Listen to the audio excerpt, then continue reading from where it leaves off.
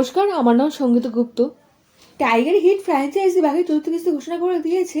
টাইগারের লুক থেকে বলে দেওয়া যাচ্ছে যে বাঘি 4 অ্যাকশনে ভরপুর থাকবে।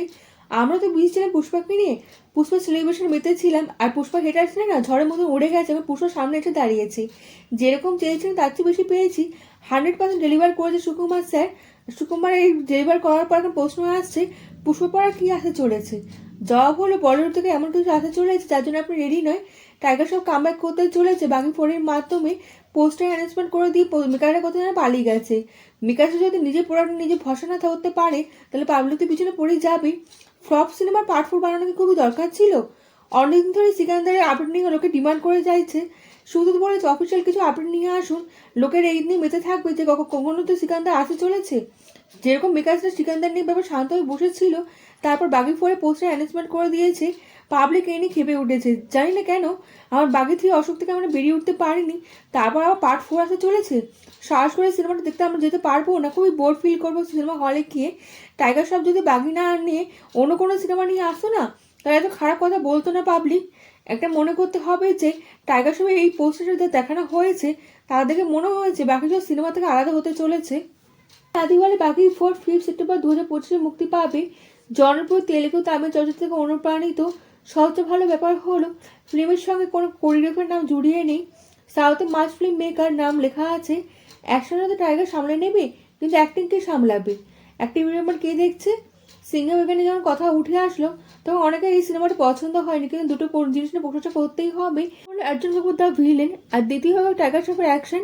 টাইগার শ্রফের অ্যাকশন দেখে মজা শিখেছিল। ডায়লগ শুনে না ভালো লাগেনি, ডায়লগ খুব ভালোভাবে বলতে পারে না। ডায়লগ শুনে মনে হয় যে কান বন্ধ করে দিই। পোস্টারে টাইগার শ্রফের আলাদা অবতার দেখানো হচ্ছে। হতে পারে হিরো না ভিলেনের অবতার দেখানো হবে।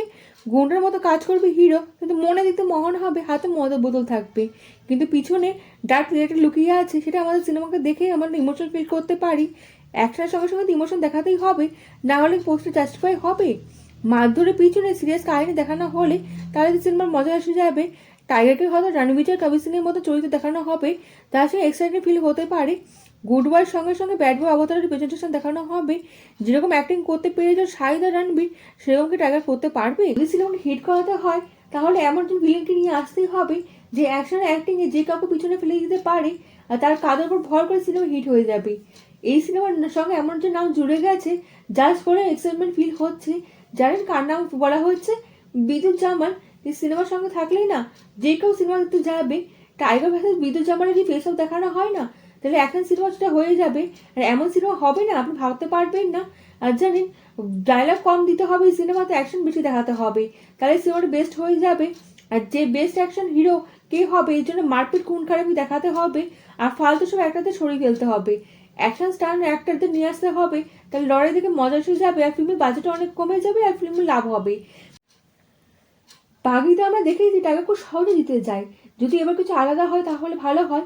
টাইগার যদি হেরে যায় না তাহলে মজা আসবে।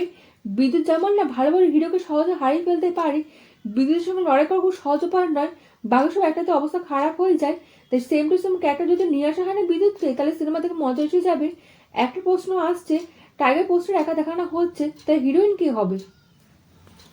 শ্রদ্ধা কাপুর সিটির মধ্যে সিনেমা করার পর মনে হয় না টাইম পাস করার মতো কোনো সিনেমা করতে রাজি হবে।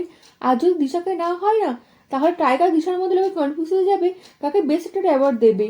বাঘি 4কে বাঁচাতে গেলে ভিলেন ও হিরোইনকে ভালো নিতেই হবে, তাহলে বাঘি 4 হিট হওয়ার আশা দেখতে পাবেন। আর বাঘি ফিল্মের মেকাররা না ইনকাম করার জন্য সিনেমা তৈরি করেছে, এর মধ্যে কোনো গল্প থাকবে বলে মনে হচ্ছে না, তাহলে সিনেমা হিট হবেই না। আর এর প্রভাব সালমান খানের সিনেমা সিকান্দারের উপর প্রভাব পড়তেই পারে। আর সিকান্দার এই 2025-এ আসবে। আর এই সবচেয়ে ভালো ব্যাপার হতো যদি সিকান্দার না টাইগার ভিলেনের উপর দেখানো হতো, তাই সালমান খান আর টাইগারের কামব্যাক হয়ে যেত, আর বাকি ফ্র্যাঞ্চাইজি পাপ ধুয়ে যেত। টাইগারের লোক দেখে বলছে অ্যানিমেলের মতন হবে না তো, অ্যানিমেলের সঙ্গে তুলনা করছে পাবলিক। আর সিনেমা চিত্রনাট দেখে মনে হচ্ছে অ্যানিমেলের মতো ভয়ঙ্কর কাহিনী নিয়ে আসতে চলেছে। এবং সময় বলবে সেই কথা যে কি কাহিনী নিয়ে আসতে চলে। কেমন লাগলো ভিডিওটা কমেন্টের মাধ্যমে জানান। আপনার কমেন্ট আমার কাছে অনেক মূল্যবান। আপনি লাইক ও সাবস্ক্রাইব করে দেবেন এবং দেশ বিদেশে বন্ধুর সঙ্গে ছড়িয়ে দেবেন। দেখা হচ্ছে পরবর্তী ভিডিওতে, ভালো থাকবেন।